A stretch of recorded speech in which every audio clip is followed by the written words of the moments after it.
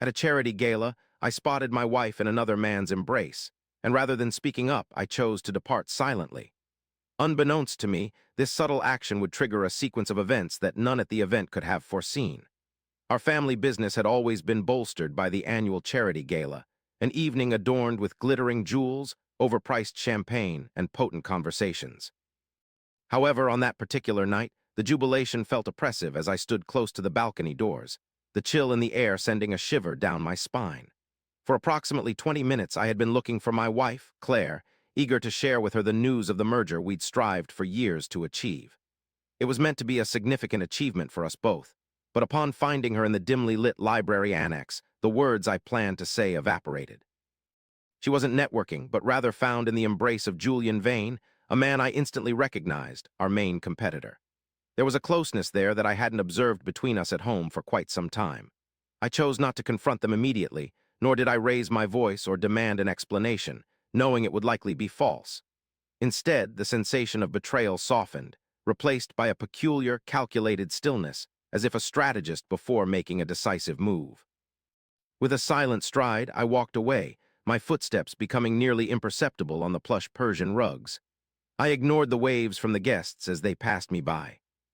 Without bidding farewell to the host, I swiftly exited to the valet station, surrendered my ticket, climbed into my vehicle, and departed from a life I had nurtured with a woman for 15 years, who apparently intended to sabotage it without my knowledge. Claire consistently perceived my reserved demeanor as weakness. She often jested about this when she believed I wasn't listening, but what she failed to grasp was that tranquility could sometimes serve as the most potent precursor to a tempest.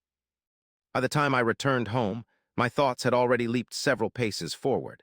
Strategic thinking, a skill honed through years in boardrooms and negotiations, was not a capacity I anticipated employing within my matrimony.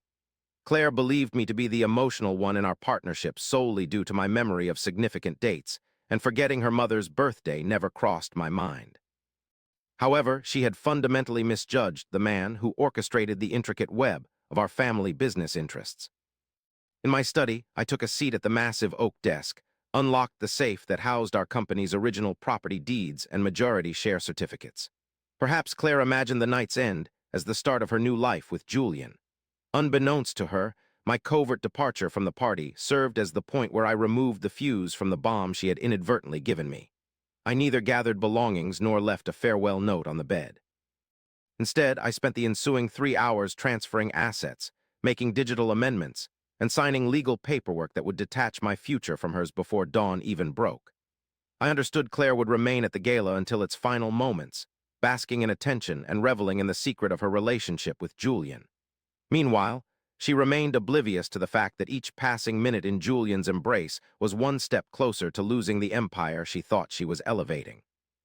At 3 in the morning, I heard the faint sound of her car entering our driveway, marking a sense of quiet finality. The events were already set in motion, and there was no way Claire could halt their consequences, given her choices. A while later, the house door creaked, its sound reverberating softly through the otherwise quiet abode.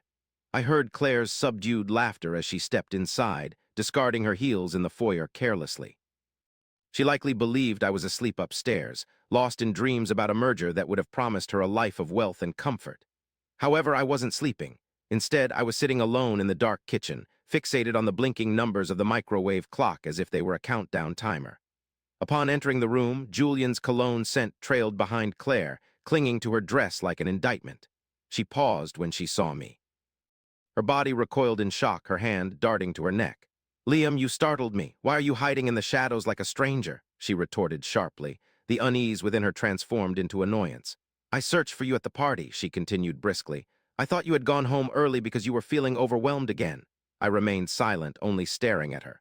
The woman before me was someone I once considered my equal in all things. "Yes," I eventually replied softly.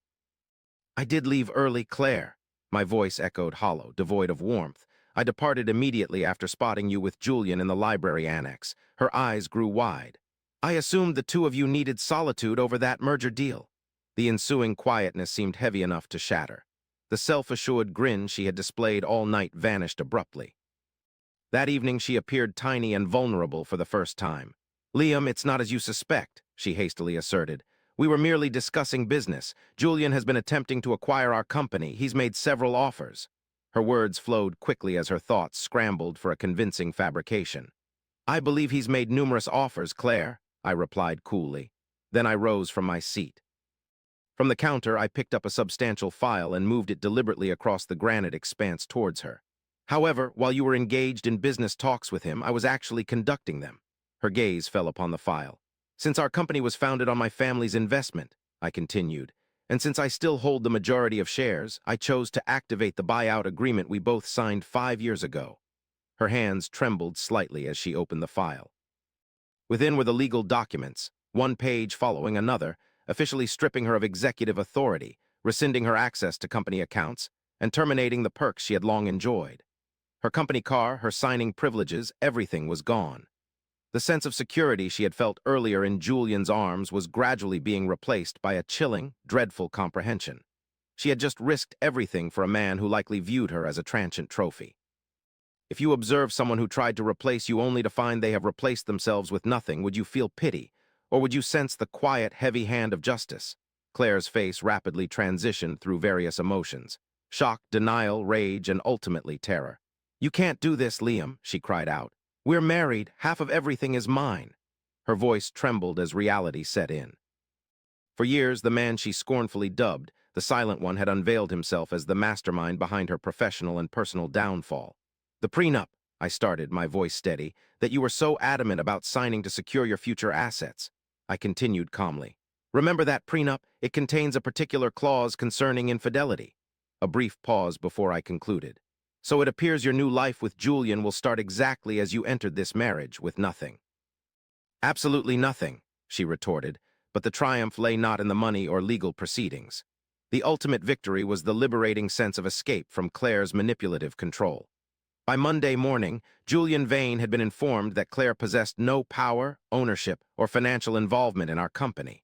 As anticipated, he ceased responding to her calls well before the workday ended. Julian never felt love for her. Instead, he desired access, intel, and the perceived advantage she could offer to undermine my family's corporation.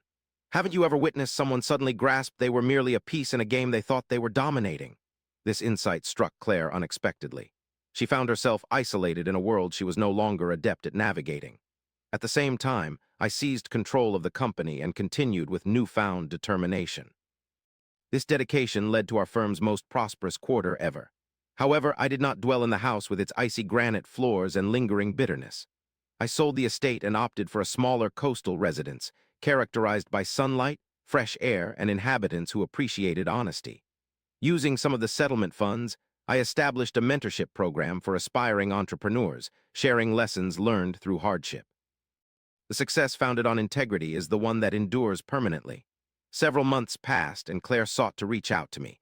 Her voice echoed smaller than ever before when she called, pleading for another opportunity or at least a referral that could aid her in securing employment. I merely wished her well and ended the conversation. There was no resentment remaining within me, no bitterness, only a tranquil feeling of detachment. This, above all else, suggested I had fully recovered. The weekends were now occupied with sailing, serene mornings by the water, and rekindling relationships with companions who appreciated me for my individuality rather than the power my position afforded them. The quietness in my revised life was no longer a sign of vulnerability. It had transformed into a sanctuary offering peace and self-respect. For the first time in years, I was experiencing the life I truly desired, a life that was solely mine. The most delightful aspect was realizing I could cease looking back over my shoulder, for when one lives honestly, there are no more hidden corners. If you unearthed your partner collaborating with your main competitor, would you discreetly depart or stay and cause a disturbance? As you leave, let me add a swift note. Around 90% of our viewers haven't subscribed yet. If this tale of justice, deceit, and new beginnings resonated with you, remember to click the subscribe button. And don't forget to watch our next story, where a spouse learns an astounding truth about their unfaithful wife in another incredible Reddit confession.